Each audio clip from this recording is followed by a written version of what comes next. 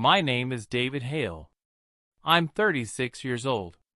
I live in Denver, Colorado, and I work as a software architect for one of the biggest tech consulting firms in the country.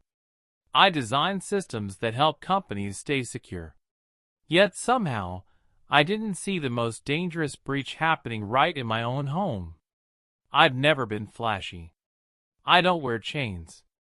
I don't post gym selfies.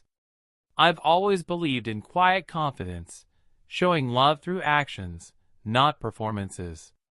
Turns out, I was too quiet, too stable, too consistent. Or, as she put it to her friends, he's just boring. I wasn't supposed to hear that. But I did. And I wish I could say that was the worst part. It wasn't. It was a Tuesday afternoon. I'll never forget that. I had wrapped up early from work, decided to surprise her with lunch from her favorite sushi place. The kind that costs $80 for a bento box with gold flakes. I walk in, the doors cracked open. I hear her laughing, that light, flirty laugh she used to reserve just for me. And then I heard her say it. He's sweet, yeah, but he's not exciting. He's more like a dependable older brother. Honestly, I'm just here for now. I mean, he pays for everything, and I do look amazing, thanks to him. But you guys know I could never marry someone like that. Her friends laughed. Loud. Someone said, "Girl, you're living the soft life. Just milk it. He's too boring to leave you." They all laughed again. And I just stood there, holding her favorite sushi, listening to her reduce me to a walking ATM in front of people I'd barely even met. That night, I didn't confront her. I didn't yell. I didn't cry. I did something else. I opened our shared credit card account on my laptop.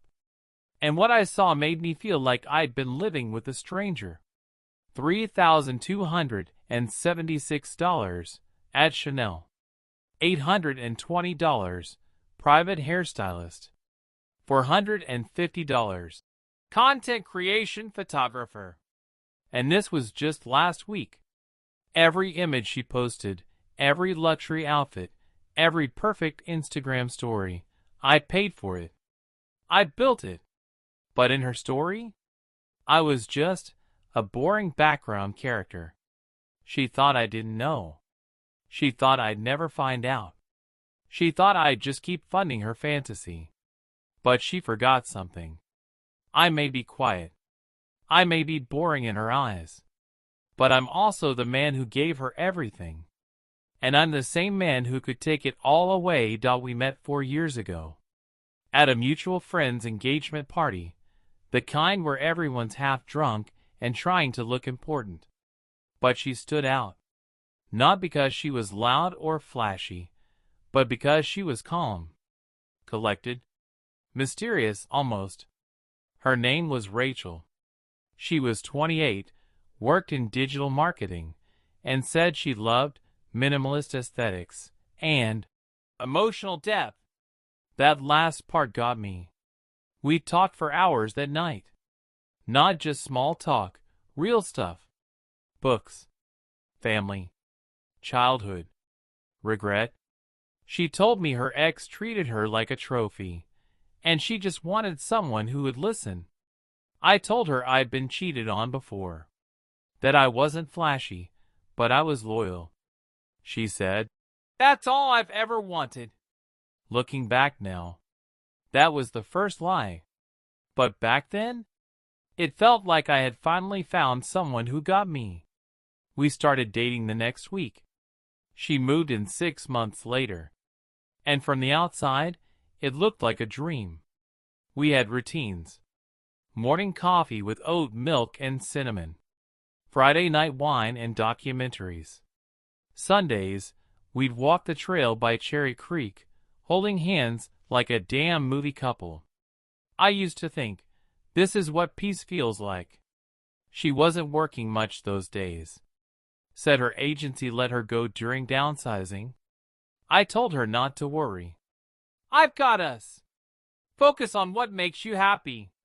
That one sentence, it cost me over $60,000 in 2 years. I paid for her camera, her ring light, her editing software, her influencer courses. She said she wanted to build a personal brand. I believed in her. I even helped write captions for her posts. Stuff like, "Strong women aren't born. They're built." Funny thing is, all the strength came from me. She'd post lifestyle content, workout routines, skincare hauls, self-love, reels. People would comment, "You're glowing, girl. What's your secret?" She'd reply, "Hard work and knowing your worth." But the secret? The real secret was my paycheck. At first, it didn't bother me. I was proud of her. I thought, she's growing, she's finding her voice. But then things started to shift. She stopped asking how my day was. She'd spend hours scrolling, filming, editing, but never for us. I'd come home from 9 hours of work to see her in full makeup, snapping selfies on the kitchen counter. Dinner? Sometimes she'd forget. And when I did bring it up gently, just asked, "Hey, can we spend some time tonight?" She'd roll her eyes and say, "You don't get it. Content doesn't make itself." I didn't get it, apparently. But I kept supporting. Because deep down, I believed the woman I met, the Rachel from the engagement party, was still in there somewhere. I remember this one night. I had a rough day. My client presentation tanked. I lost a big opportunity. I came home needing someone, not a fix, not advice, just a hug. Just to not be alone. She didn't even look up from her phone. Just said, "Babe, can you keep it down? I'm editing a reel." I sat on the couch that night, staring at the blank TV screen. And I told myself, maybe tomorrow will be better. It wasn't. Then came the collabs. She started getting invites to rooftop brunches, content houses, spa weekends, all networking opportunities. I never said no. "Go live your dream," I'd say. But she started dressing different, talking different. Like she was playing a character now, one that had no space for me. Sometimes she wouldn't come home till midnight. No explanations. Just, "Don't be controlling." And still, I stayed quiet. Because when you love someone, you don't just walk away the second things get tough. Right? Or maybe I was just too scared to admit the truth. That the woman I thought I knew, the one who cried in my arms that night we met, she was gone. She was replaced by someone who spoke in hashtags and thought validation came from views. Someone who saw me not as a partner, but a sponsor. And I kept telling myself it was just a phase. That she'd come back to me. But instead, she told her friends I was too boring. And laughed while I stood outside our apartment, holding sushi I bought with money I earned. For the woman who forgot I was even part of the story. I didn't confront her. Not yet. I wasn't ready to believe the woman I'd built a life around was slipping away from me. But I noticed things. Little things. And once you start noticing, you can't stop. Her phone used to be face up. Now it was always flipped over. She'd take it into the bathroom, into the closet. One time, even into the laundry room, just to check something. The passcode changed. And when I asked why, she said, "You should trust me." But isn't it funny how the people who demand the most trust usually deserve it the least? She started going out more. Not with me. With the girls. Except I didn't know these girls. Never met them. Never saw photos. No tags. No posts. Just a name drop here and there. Oh, me and Cassidy are going to that new place downtown. Or, Jules said this wine bar has a great photo wall. I checked her Instagram one night. Nothing. No Cassidy. No Jules. Just a solo picture of her in a $300 dress I bought, with the caption, "Find someone who makes you feel like sunshine." That someone sure wasn't me. I kept smiling. Kept paying bills. Kept cooking dinner for a woman who barely said, "Thank you." I wasn't stupid. I just wasn't ready. But that changed the night I walked into our bedroom and saw her on FaceTime. She didn't hear me come in. She was laughing, giggling in a way I hadn't seen in months. I said, "Hey." She jumped, slammed her laptop shut so fast it made a loud snap. I asked, "Everything okay?" She said, "Just a brand meeting. Chill." Chill. That's what she told me. Like I was some jealous idiot interrupting her work. That night, I couldn't sleep. She was turned away from me, scrolling through something under the blanket. I just lay there, listening to the sound of my own heartbeat, wondering when it had all gone so silent between us. She didn't touch me anymore. Didn't ask how I was doing. But she still let me pay the rent. The next day, I started checking things. Quietly. Her MacBook. Her planner. The shared Google Calendar. I wasn't trying to catch her. I was trying to understand. Why did the woman who once made me playlists for my drives now act like saying, "Good morning," was a chore? I found deleted texts. Not the texts themselves, just gaps. Entire chunks of conversations missing in the thread with her coworker, Caleb. I'd never heard that name before. So I Googled him. Fitness influencer. Six-pack abs. 190K followers. Half his photos were shirtless. The other half? Tagged with her. Hidden. Tucked under a username she never mentioned. A second account I didn't know she had. She wasn't tagging me anymore. She was tagging him. One post hit me like a punch to the stomach. A blurry mirror selfie. She was wearing the black hoodie I got her for Christmas. His hand was on her waist. The caption? "When comfort finds you unexpectedly." My world slowed down. I stared at the screen, heart pounding. Not because I saw something sexual, but because I saw the truth. I was funding the illusion, and another man was enjoying the reality. Still, I didn't confront her. I went quiet. Started watching instead. That's what changed everything. I installed a keystroke logger on the laptop. Set up email forwarding from our joint inbox. Made a private folder on my drive and started taking screenshots. Not for revenge. Not yet. Just for truth.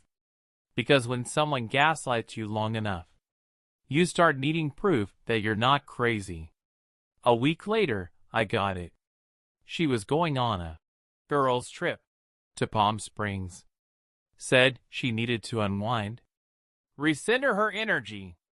I smiled and said, "Of course, babe. You deserve it." But I already had the Airbnb address. Booked under Caleb's name. 2 guests. 1 bed. I stared at the confirmation email for a long time. I didn't cry.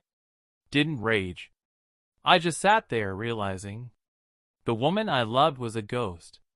And I was done pretending she was still here.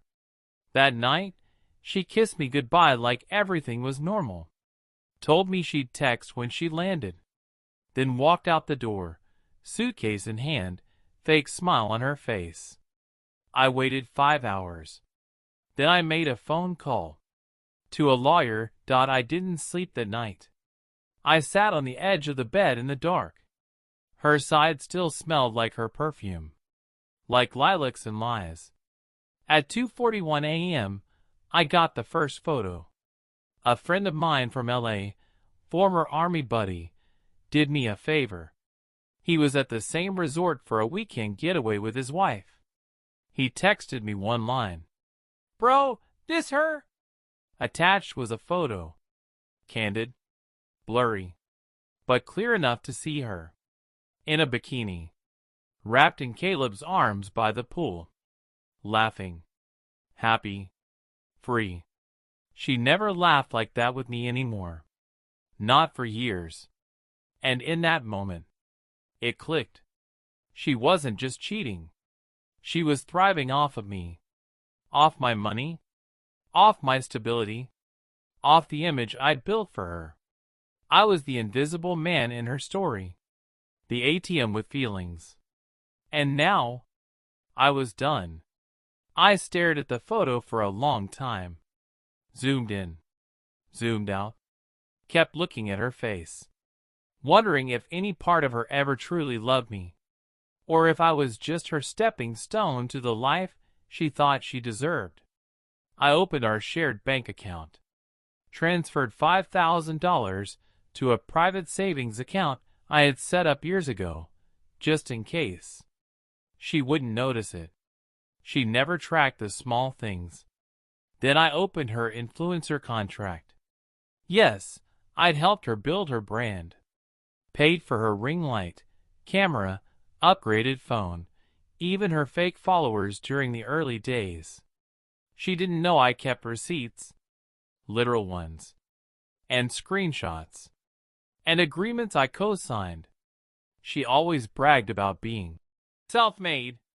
She forgot who funded the factory. I started gathering it all. Emails.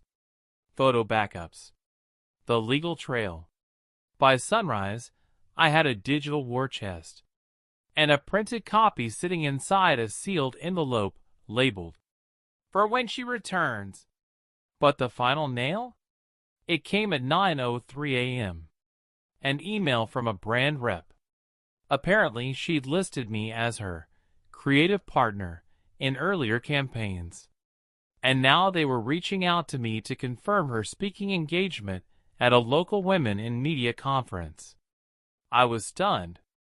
She'd used my name, my work, my resources, to build the stage she now stood on, while calling me boring behind my back. There it was. Proof. Cold, hard proof. I wasn't just being cheated on. I was being erased. That's when something inside me snapped. Not in anger. Not in heartbreak. In clarity.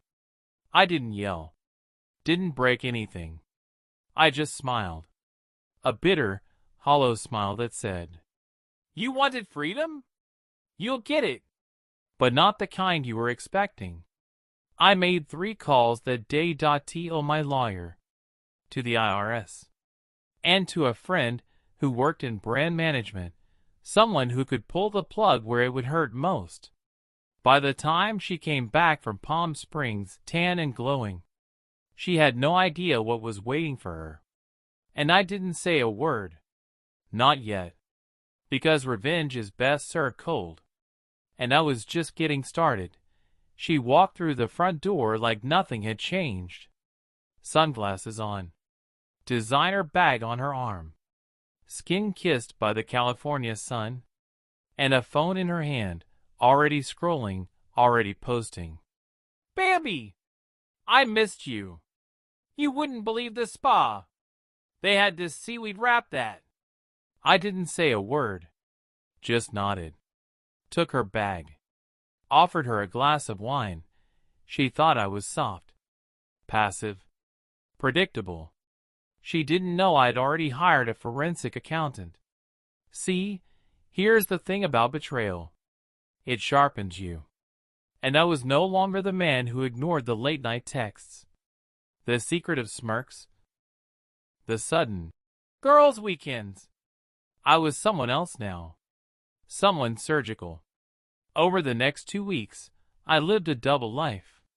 By day, the supportive husband. smiling in her Instagram reels, laughing at her fake stories during brand calls. By night, the shadow pulling strings.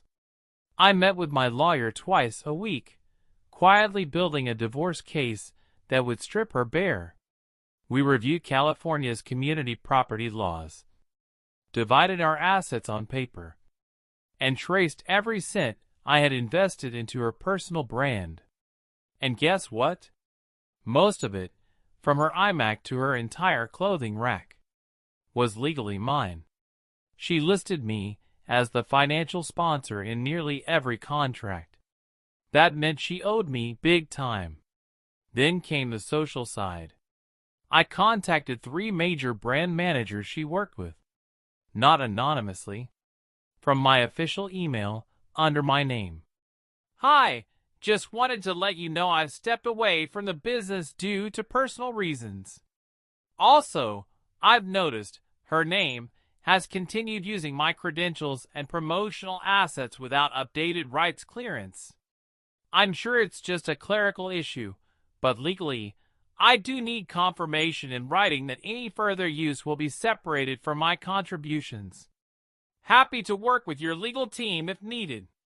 Within 48 hours, 2 deals were frozen. One, a makeup sponsorship worth $15,000. The other, a podcast deal she was set to headline. She came into the room one afternoon, phone in hand, frustrated. Babe, I don't know what's going on. These PR reps are acting super weird. They said something about a compliance concern. You didn't, talk to anyone, right? I shook my head. No idea. Must be some algorithm glitch. She bought it, because she never imagined I could be the glitch. Next step, her friends. The same women who laughed at her jokes about me, who gassed her up every time she posted thirst traps pretending to be single. I knew them all, had them on social. And I knew one in particular. Savannah had a big mouth, especially when drunk.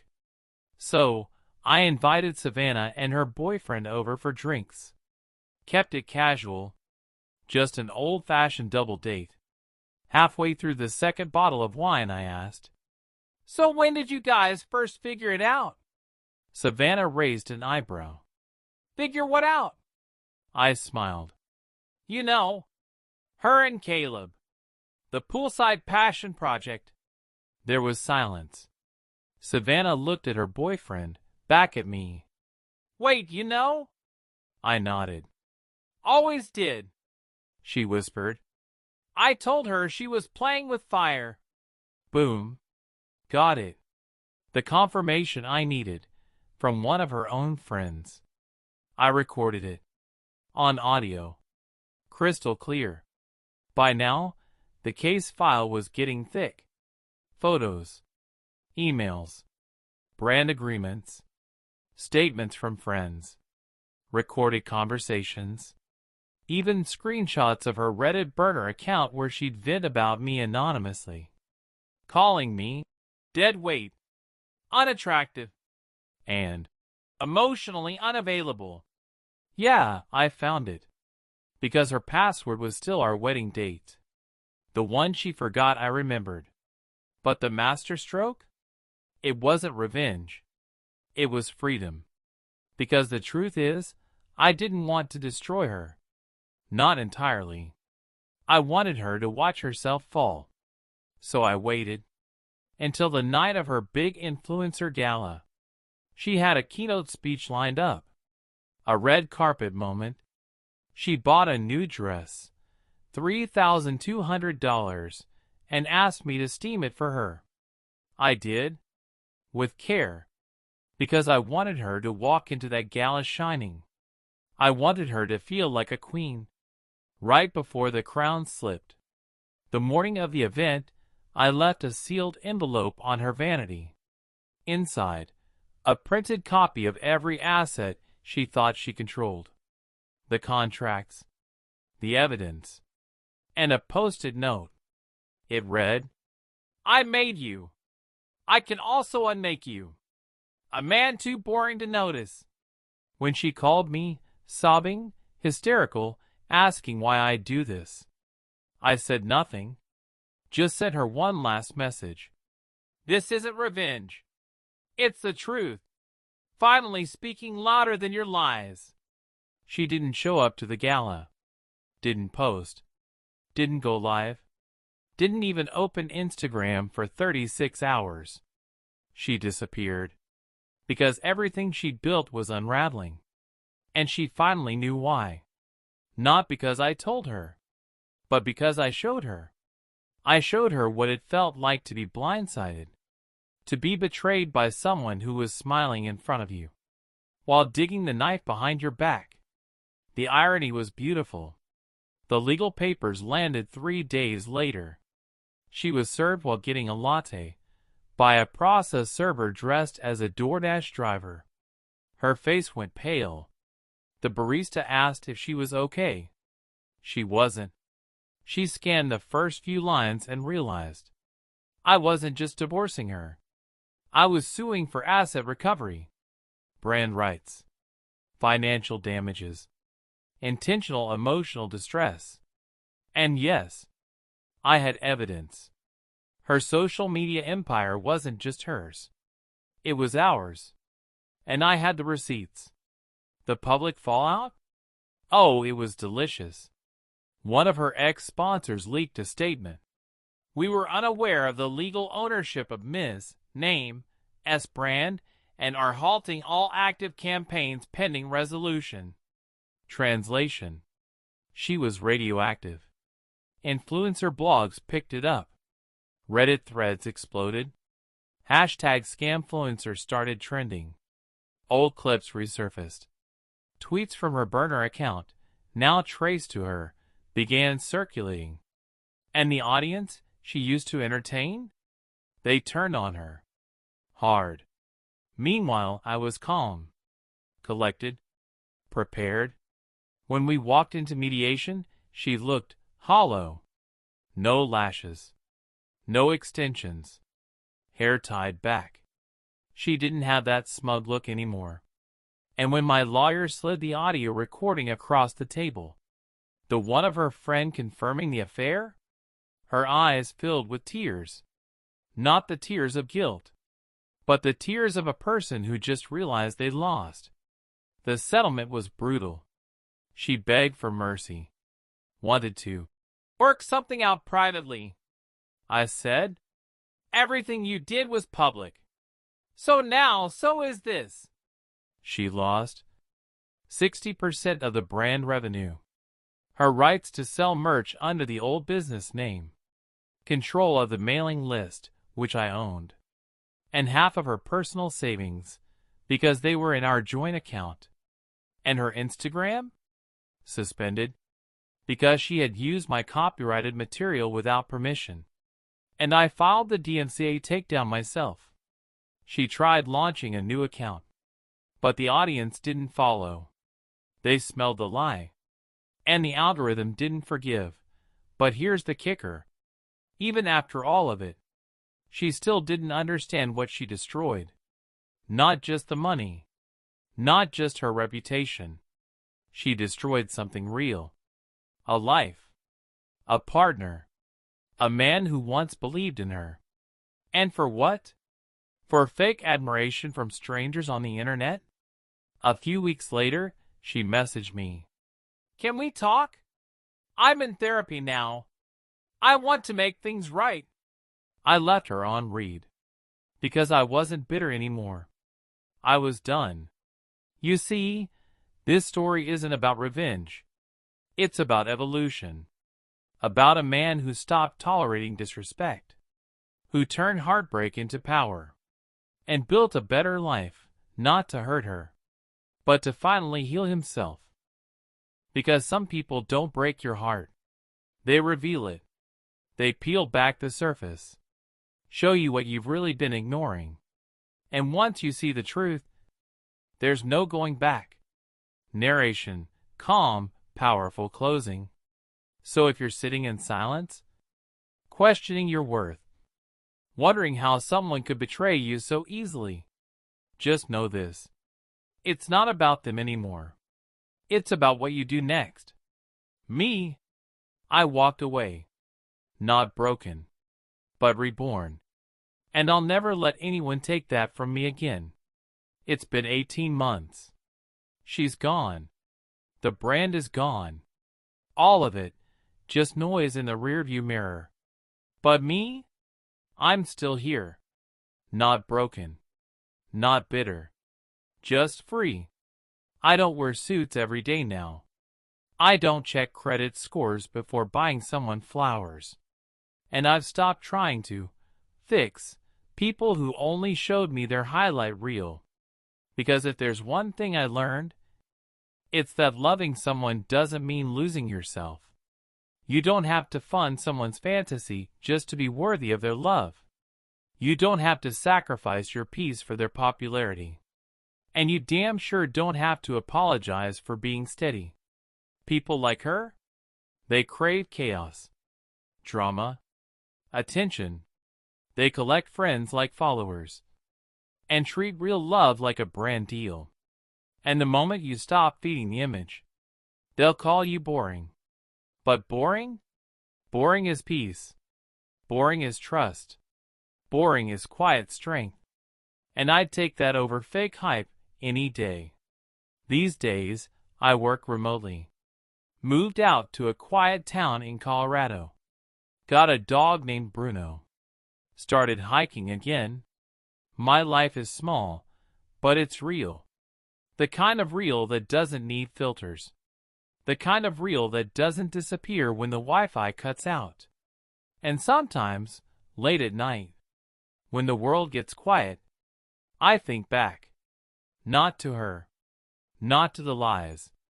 But to the moment I made a choice. Not to get even, but to get out. To stop being a nice guy who gets walked on. And start being a man who knows his worth, even when no one else sees it. Narrator voice. Quiet conviction. Final emotional note. So if you're watching this, and you feel invisible, undervalued, like you're only here to make someone else shine, let this be your sign. You're not boring. You're solid. And that's rare. Anyone can fake a good life. But building a real one? That takes guts. You don't need revenge to win. Just peace, clarity, and the courage to walk away. Soft music rises slightly, gentle piano, slow fade out. She took everything, except my soul. And from that, I rebuilt my life. Not for her, not for revenge, but for me. If this hit home, subscribe, because your peace is worth protecting.